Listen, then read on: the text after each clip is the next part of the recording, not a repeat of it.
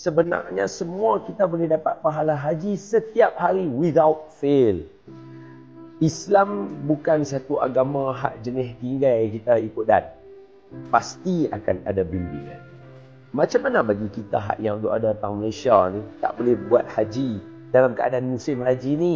Ada apa-apa ganjaran yang Allah boleh bagikan kita? Ada. Jawapan dia ada. Apa dia jawapan dia? Jawapannya simple. Sebenarnya semua kita boleh dapat pahala haji setiap hari without fail. Apakah amalan itu? Ceritakan kepada kami.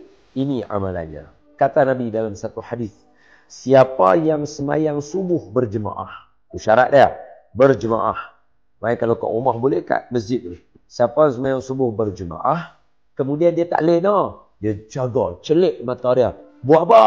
Baca Quran ke, baca zikir ke apa ke, sampai masuk waktu duha. Paling senang sekali, sampai 7.50, sampai pukul 8. Kemudian dia semayang 2 rakaat duha, bagi dia pahala haji sempurna setiap.